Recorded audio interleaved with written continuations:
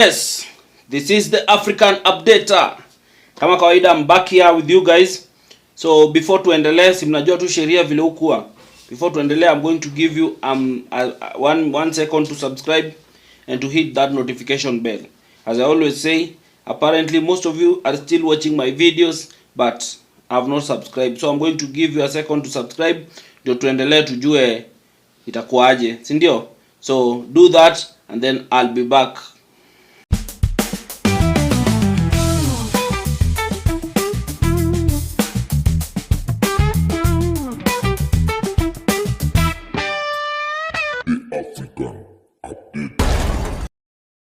Yes, thank you for those who have subscribed, and those who haven't, please do so. So I want you to watch this video. I feel like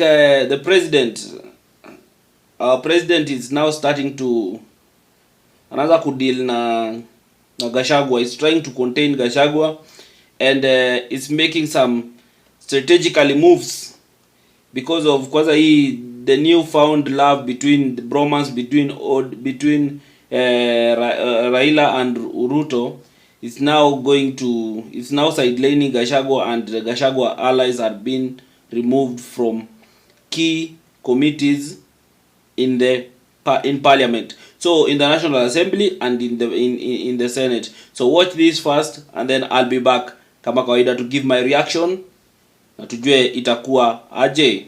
It is the season of dealing with dissent and entrenching the broad-based political arrangement in Parliament. Days after Kenya's bid to broaden the broad-based government through the AUC election went up in flames, Honorable Junet, a move to solidify the Azimio Kenya Kwanza relationship in Parliament has begun in earnest. And you will see one team working together. Tona kamati zingine sikiwa chaired na ODM, zingine ni UDA, zingine ni anybody mwenye amekuja serikali, zingine ni Jubilee. We want all of them to become one team and contribute in Parliament in moving our country forward.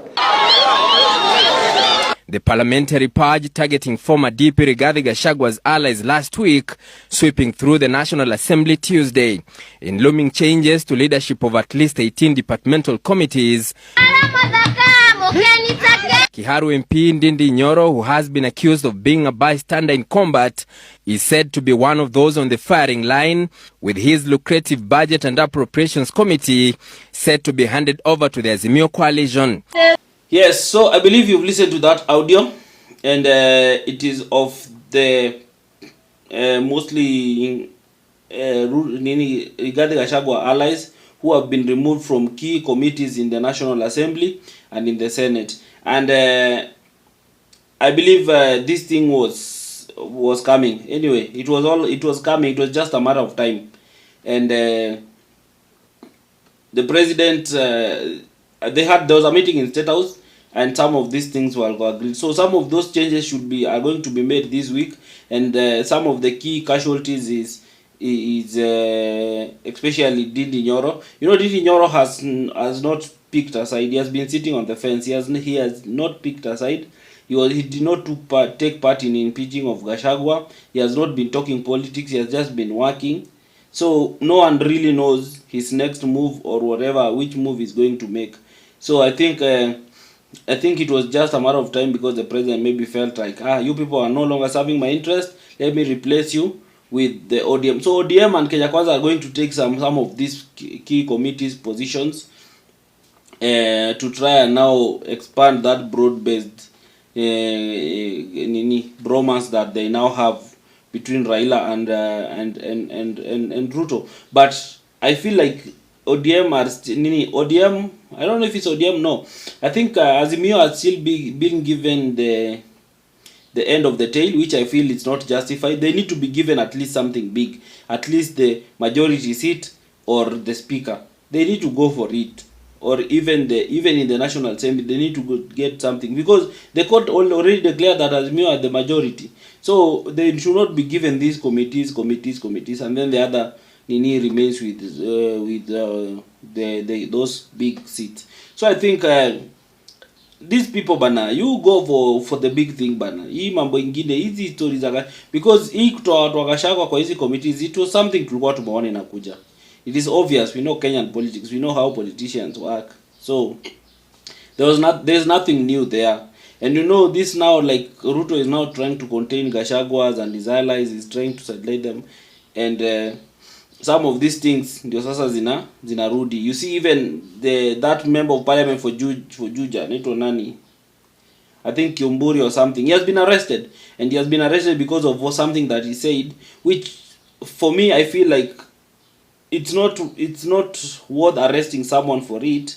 I think it is just the president now flexing his muscles and trying to show, you know what they used to do, what Uhuru did last time. So I think the president is just doing the same, because whatever Kiumburi said that, oh, the president went around bribing the president of other states so that they could I don't think it's worth arresting someone for that. I think they could have just called him out and tell him that if you have an evidence that I did this, then come and prove it. But arresting him, making him alale kwa cell na nini, I don't think it's worth it. For those who don't know, here's that part, and then I'll be back. Just listen and then I'll come back.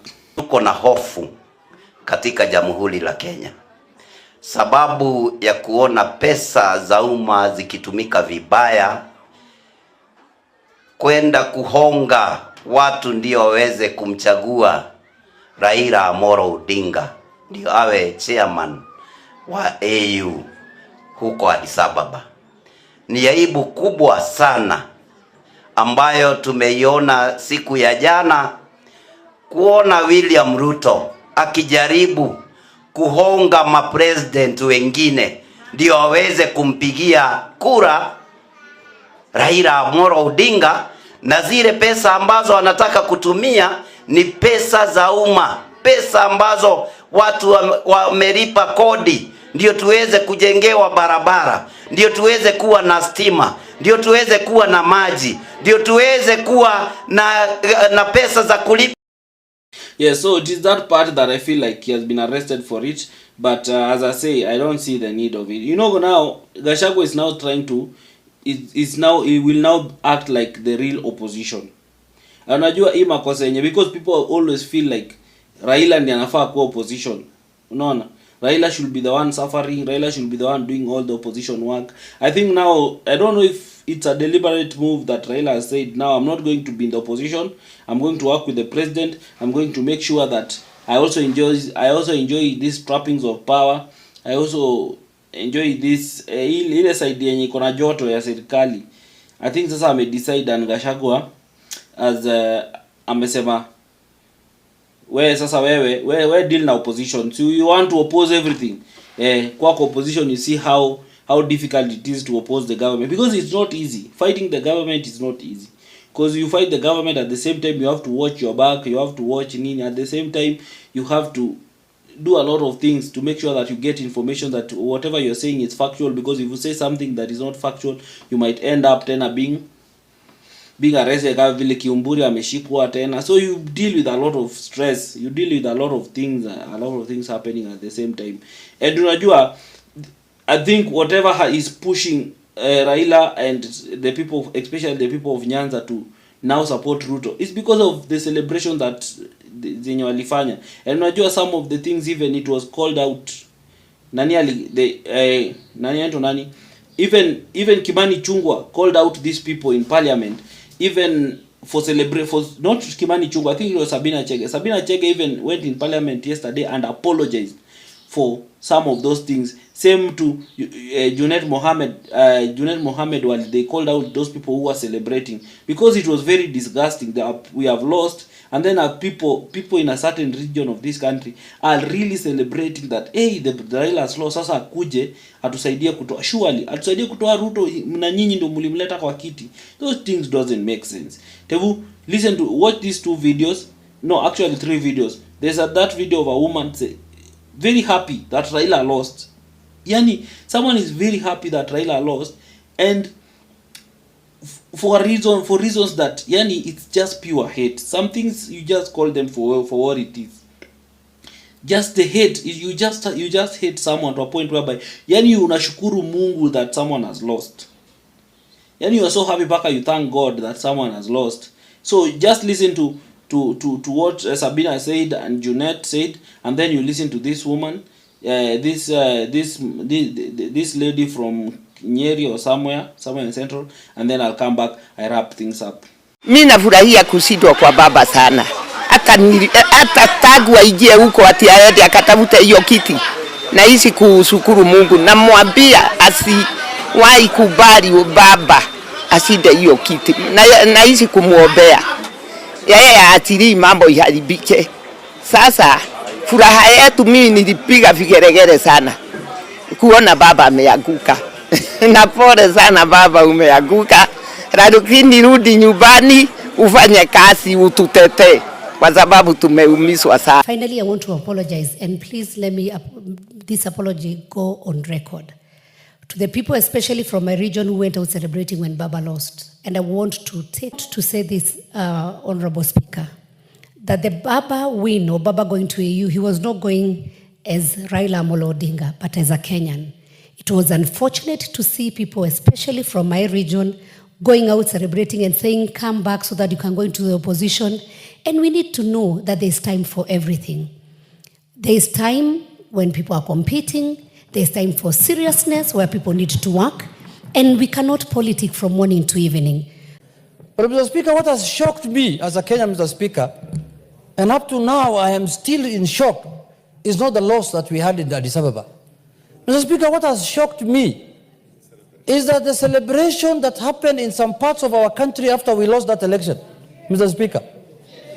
This was not a Kenyan contest, Mr. Speaker. Some of the people who are celebrating are keeping now busy the majority leader here. Can they sit down so that they can hear what I'm saying? And after losing, they celebrated. We shall revisit that, I can assure you. We will revisit that one. It will not go. We will revisit at the right time.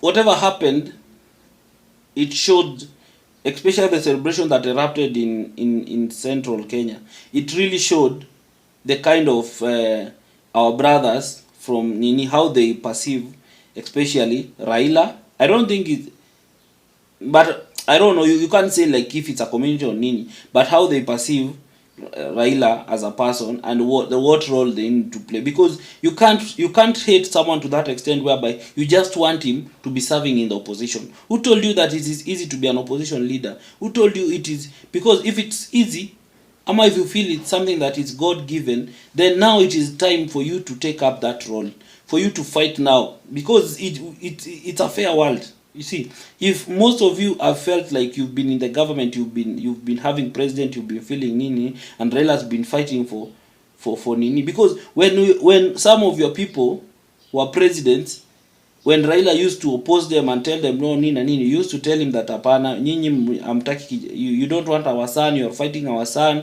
You used to label him, mulimuita majina mingi, you branded him all sorts of names. Now that the person who is in the president is not one of your own, and now you don't want that person, now you want Raila to come and now fight, to help you fight that person. Look at the logic. Now Raila is supporting that person, now mtaki support huyo mtu, mnataka sasa fight tena mtu asaidie kutoa huyo mtu. And I'm telling you that thing has really shown the other side, and it will really, even those people who didn't want to vote on tribal basis in 2027, trust you me, people are now rethinking the whole idea because of that celebration. Most people now are rethinking that whole idea, because people are coming to realize that, oh, kumbe it is not, this hate towards Raila, it's something like it's personal. Because okay, there are some Luos who also are like, they didn't want Raila to go for that position. Unaona? There are people who didn't want Raila to go for that position. Like I'm one of them. I didn't want him to, because as I said it here, I said Raila at 80, I don't see any value is going to add. And me knowing the AU seat, chairmanship seat, it has no significant impact it will have. And I felt like this is just a retirement package they were going to give Raila and everything. So I felt like there is no need. So I was not really supporting him to go in. But I didn't like go outside there and celebrate. I didn't like go outside there and call him, hey, sijui nini, ame lose, nini. No. I didn't do it. I even, there are some things that are so bad to even imagine that someone can do. But anyway, so Ruto is now dealing with Gachagua, and as I told you in like Ruto is dealing with Gachagua pole. So let's wait and see once he's done with removing Gachagua's allies in the Nini, now they'll start playing their role as opposition, and now you'll see how it will pan out. But as for the dalliance between Ruto and Raila, me, I don't like it, because I still insist Ruto has not delivered, and I don't think now he's going to deliver. I don't I'm still insisting.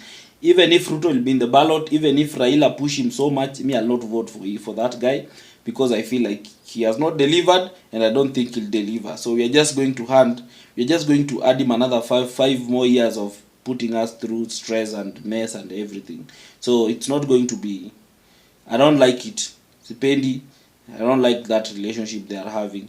But anyway, that is politics for you. You know, politics changes, so before 2027 maybe things might just change. So thank you guys, and thank you for those who've been watching my video till the end, and for the support you've been giving me. If you really want to support this platform in any way, come on, my number is there on YouTube. Kindly check out the number, reach out to me, and tuone vile tuna grow. Let's just a platform whereby we share our political views, and the idea here is to make sure that I share with you whatever is happening, so that we can help improving in the governance of our country. Thank you, till next time, bye.